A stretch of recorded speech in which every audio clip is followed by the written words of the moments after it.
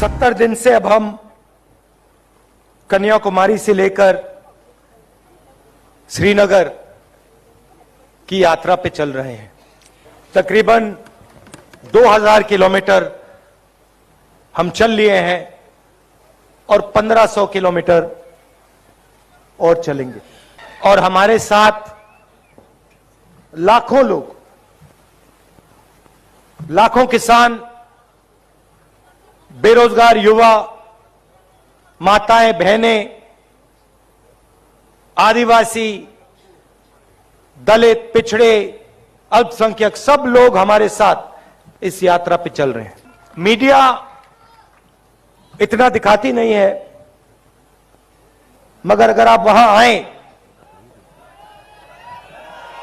दिखाते नहीं है बिल्कुल। अगर आप वहां आए तो आपको एक नदी सी दिखाई देगी जिसमें लाखों लोग बह रहे हैं, चल रहे हैं। और नदी में कोई नफरत नहीं, कोई क्रोध नहीं, कोई हिंसा नहीं, सिर्फ भाईचारा। कोई पीछे रह जाता है, गिर जाता है, एकदम सब लोग उसकी मदद करते हैं, उठा लेते हैं। मोहब्बत की, प्यार की ये एक यात्रा है। इसमें सब लोग आ जाते हैं। कोई ये नहीं पूछता भैया तुम्हारी जात क्या है,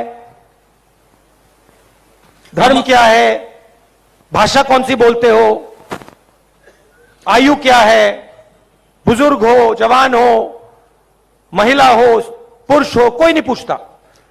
और सुबह हम शुरू करते हैं 6 बजे शुरू करते हैं, रात को 7-8 बज जाते हैं, मगर थकान बिल्कुल नहीं होती।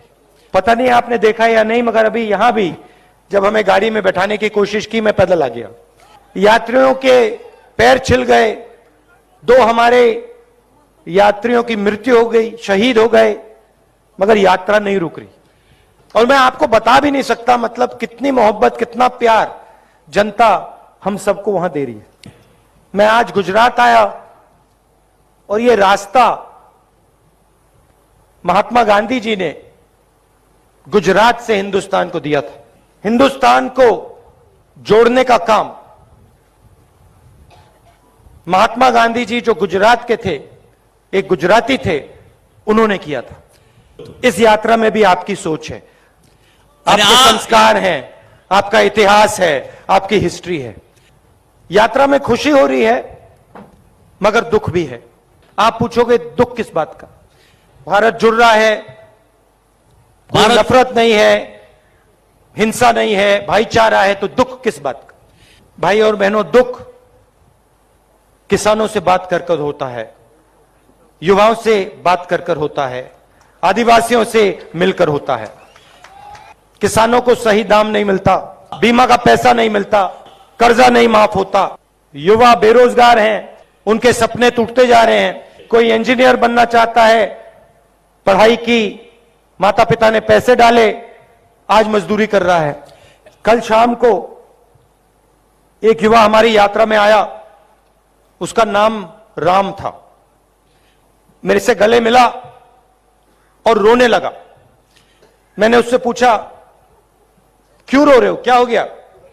कहता है कोरोना में मेरा पूरा परिवार मर गया।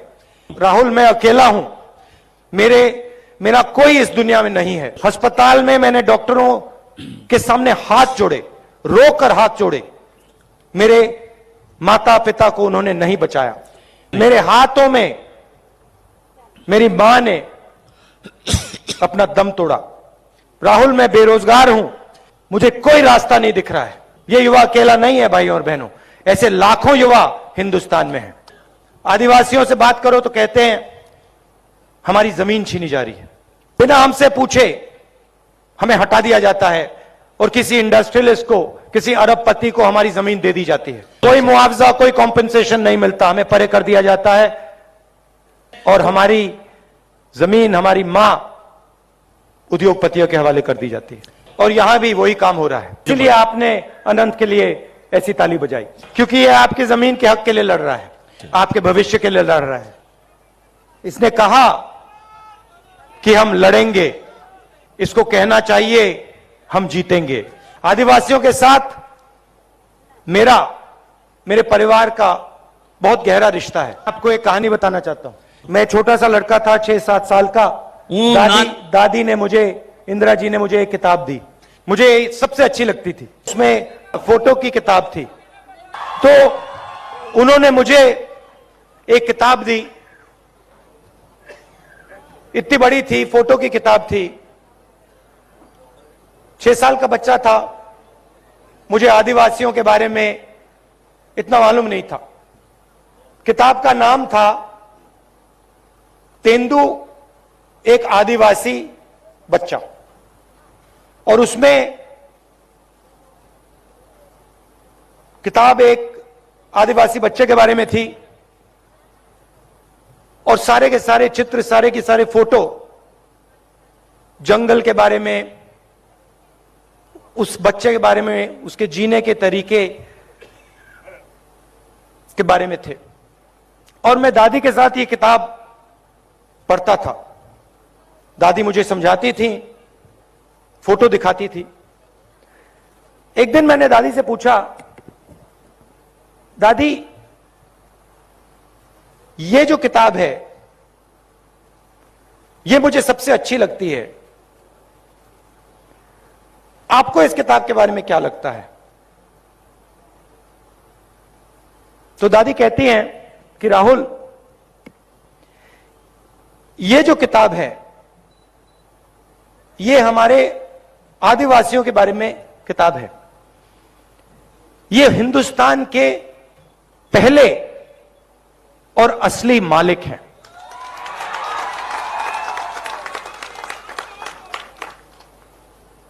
ये हिंदुस्तान के पहले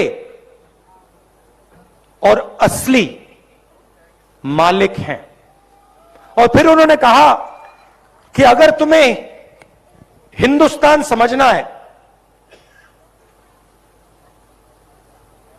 तो आप आदिवासियों को, उनके जीवन को, और जो उनका रिश्ता जल, जंगल और जमीन के साथ होता है, उसको समझ लो।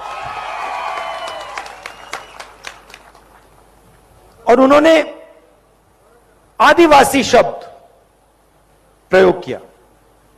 आदिवासी मतलब जो सबसे पहले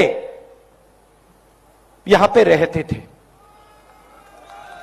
ये मैंने आपसे बहुत गहरी बात बोली है। मैं आपसे कह रहा हूं कि इस देश के पहले मालिक आप हो। मतलब आपसे यह देश लिया गया है।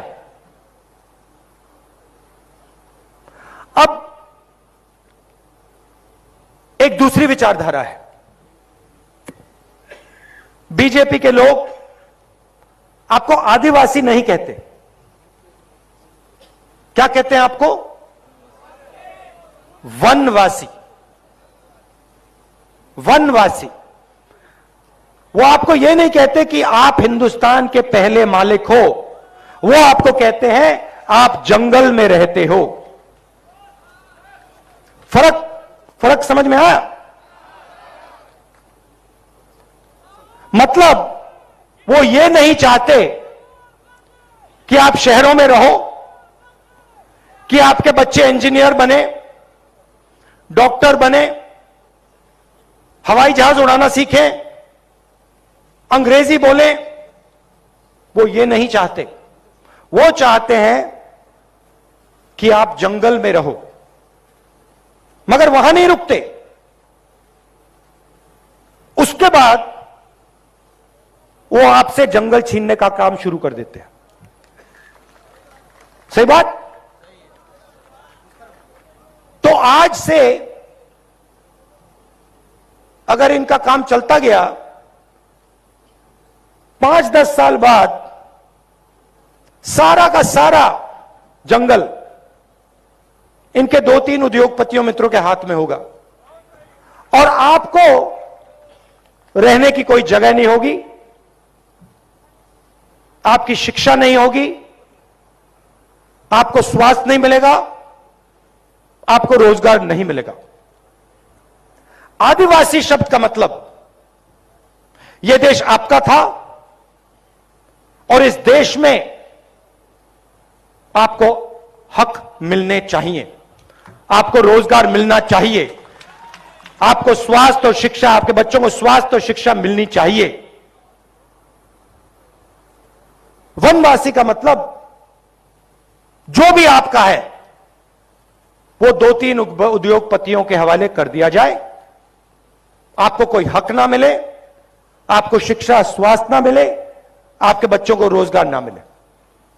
ये दो अलग अलग दृष्टिकोण है। इन शब्दों का यह मतलब है, आप वनवासी नहीं हो, आप आदिवासी हो और यह देश आपका है, था और रहेगा।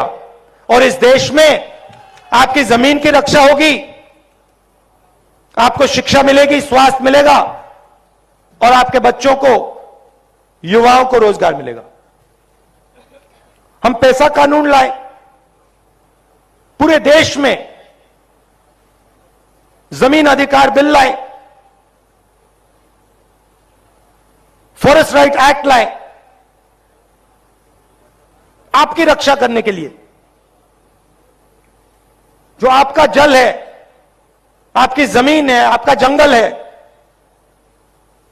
वो आपको वापस देने के लिए क्रांतिकारी कानून थे।